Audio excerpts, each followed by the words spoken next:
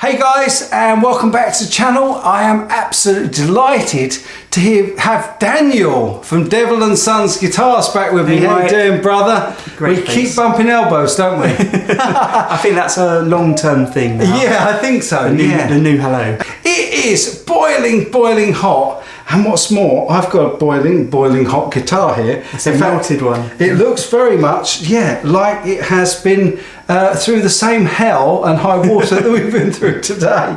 Because this is one of your beautiful deconstructed guitars that I featured in the previous video. So tell us a little bit about the concept of this. If you remember, my background was as an artist. I used to play a lot in bands, function bands, cover bands, original bands, and I'd always do up my guitars.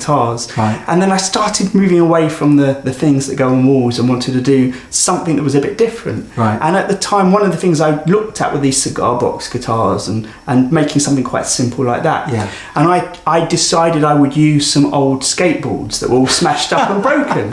And I really wanted them to look like broken skateboards. Yeah. And at that time, that's when I started fiddling around about the idea of things being off-centered and strange looking.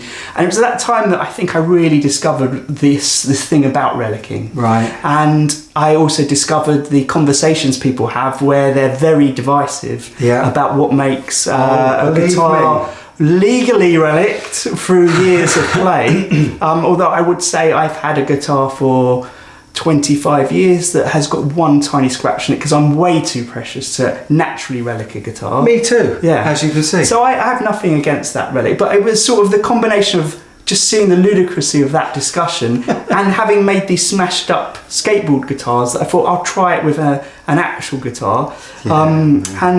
What ended up happening is very early on, I put some pictures on social media, and through that kind of publicity that happened, I sold the three I had quite quickly. So through that, I realised people liked it for different reasons. Yeah. Some people liked it because of the fun kind of quality of it. Right. Yeah. And some people liked it because it's just quite wacky. And as I always say, I think for certain people, what you look like on stage is as important as your persona, as your music. Like. Yeah. Now, I'm not saying if you're in recording that you might need a particular type of sound and a particular guitar setup, but when you're on stage, you want something that suits you. And I think some people are buying it for those reasons. I love it. So what tends to happen now is every year I make 2 or 3 more of them and put them up for sale.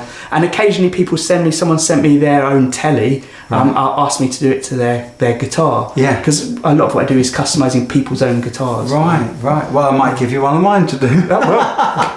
That's a beautiful PRS. Well, no, not that one, but maybe one of the others. But I think that this is the ultimate statement about relicking. I mean, I am renowned for not being a big Relic fan. It's a hilarious comment on the Relic job because I don't even need to say anything. I mean, look, the headstock is hanging off the thing, and there's bits of tuna here, there and everywhere. So it obviously doesn't look like a natural damage to it. No. And I use a lot of paint and ink to accentuate some of the damage. And there's burn sections on it which are then sealed in with, like on the scratch plate here, that are then sealed in with a lacquer. It's absolutely functional. So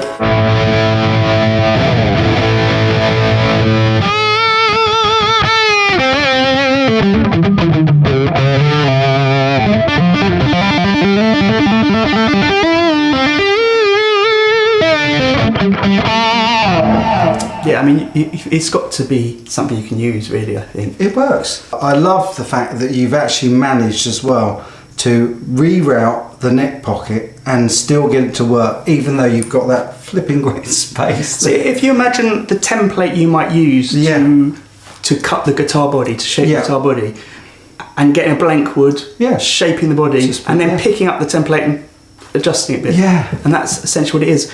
I have noticed, though, that the ones I'm making more recently, it's not quite as angled because it just makes it easier to put it in a case. So it's a functional reason. The first ones were quite angled, but still functional. And you've got these brilliant screw inlays, which I believe you told me last time were resin.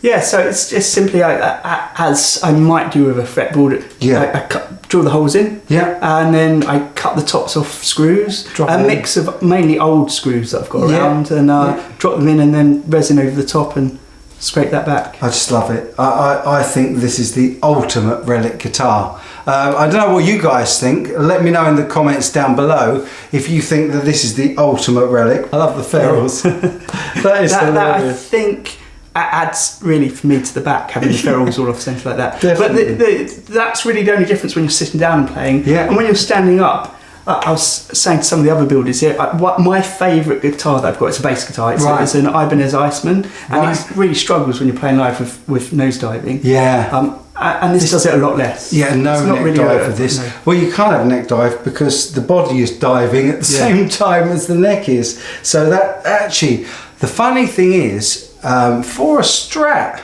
this is actually really comfortable position to play as well.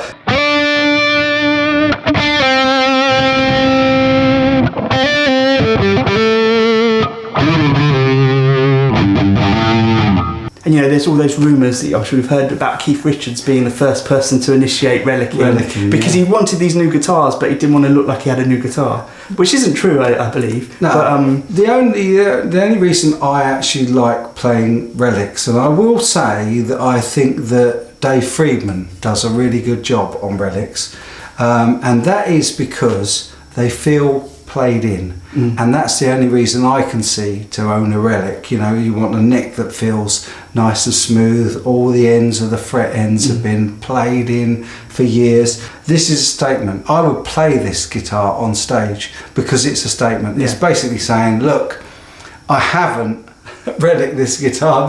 What I did is I fell down a hill with this guitar and into a fire. And what I love about it is it makes people very angry as well. Yeah. So it's just interesting watching people debate it on social media, particularly on YouTube. There's a lot of comments whenever I put up a video with one. For sure, and I'm sure there'll be tons of comments in this video about what I'll be stalking them. The last video, you were great in responding to all the comments, and that was great because people want to know all about it. So tell them all about Devil & Sons, where they can find you, and also how they go about buying one of these off of you, and the other guitars you've got. We've shown other guitars on the channel, beautiful works of art. The guy is an absolute genius when it comes to artistic interpretation and artistic flair. Most social medias I'm under at Devil & Sons, so on YouTube as well. And I'll be honest with you, what I found is Instagram's probably the one I use the second most, and then Facebook. I've got my own website, devilandsons.guitars. The most people that come to me with requests for commissions come through YouTube. And it comes through people seeing the videos of the guitars I do, and also I make videos about how to set up and how to finish your guitars. So quite often I'll get someone saying, I love how you finish this, can you do it to my guitar? And it's just a conversation like that, and then people send it to me. But my website does have a few guitars up for sale, but most of what I do is commission work. Thank you so much. It's a pleasure, mate, for coming to the British Boutique Guitar Festival.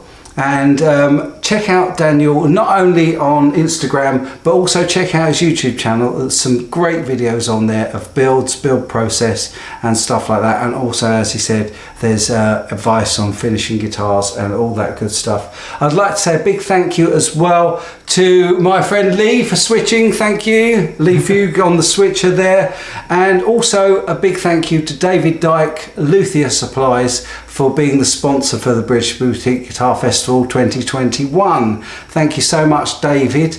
And thanks for coming today, Dan. Really, it's a pleasure. Good to see you again, mate. Me too. Cheers. As always, friends, I'll be back with the best content I can just as soon as I can. But in the meantime, as always, you take good care.